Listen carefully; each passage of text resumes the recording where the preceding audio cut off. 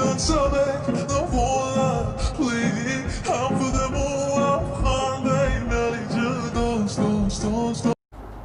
what's up? Kembali lagi bersama saya di sesi Talk About.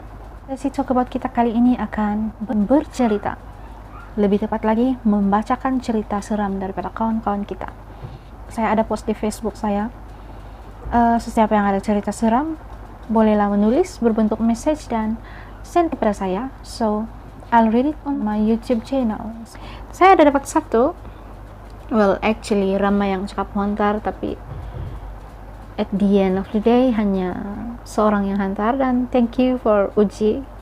Ini ialah channel YouTube dia dan kamu sangat-sangat digalakkan untuk subscribe channel dia sebab dia ialah seorang YouTuber sangat supportive. Okay, tanpa basa-basi guys, mari kita masuk ke dunia cerita seram.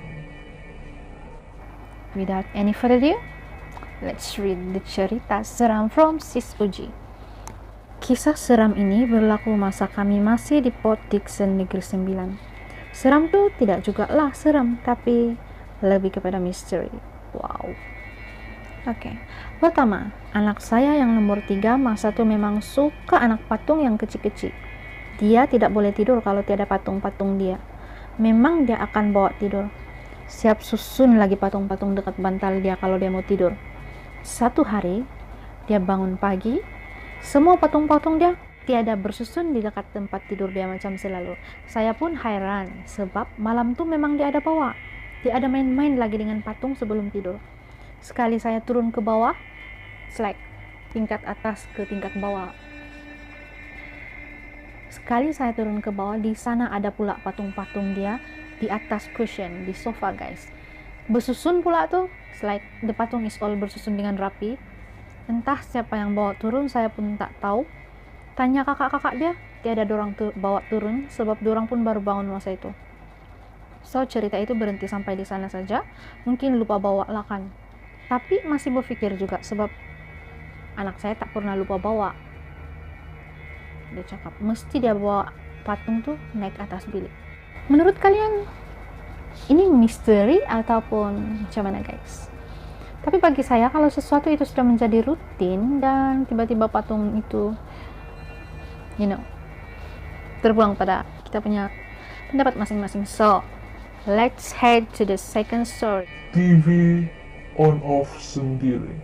Malam itu susah betul saya mau tidur. Jam menunjukkan pukul 12, hampir-hampir jam 1 pagi. Saya turunlah pergi bawah, tengok TV, satu orang je, suami outstation, saya on TV. Tak sampai seminit, TV padam sendiri. Saya tak kisah, mungkin ada masalah TV atau remote lah kan. Saya on balik. Ter-off pula lagi. Saya rasa lain macam sudah, tapi sudah berani. Tapi saya beranikan diri juga, saya pergi on balik.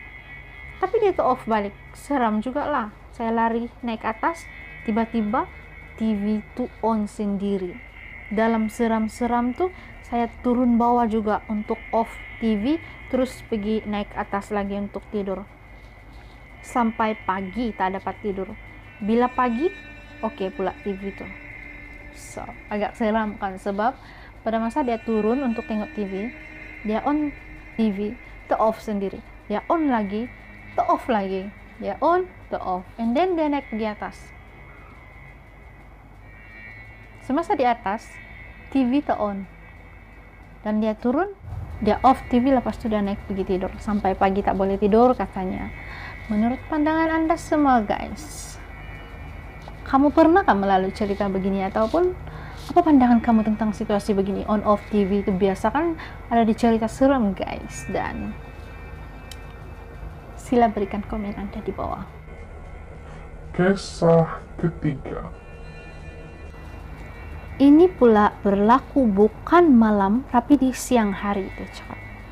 Anak saya yang bungsu memang lambat bangun selalu kalau hujung minggu kan.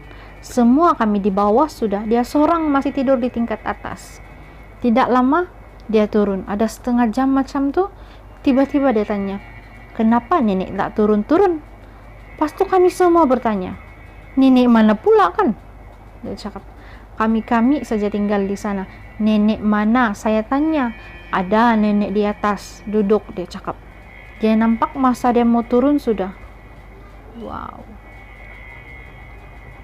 Means anak bungsu kawan kita ini, dia nampak seorang nenek duduk di kerusi di tingkat atas. Dan dorang pun terkejut. Mimpi kau nih, cakap mamanya. Tapi anak dia jawab tidak mimpi. Sebab masa dia turun kan logik lah kan, kalau kita turun dan kita nampak orang, sudah tentu kita rasa itu tidak mimpi, itu bukan mimpi kan. Si mama pun beranikan diri bawa anak bungsunya naik ke atas. Dia tanya, tunjukkan mana nenek itu. Pas tuh anak dia tunjuk, di sini dia duduk, dia cakap, di kerusi dekat tangga. Makanya dekat tangga tuh ada kerusi lah, di normal kan tangga begitu, lepas tuh sini ada macam penghalang, mesti ada kerusi di situ.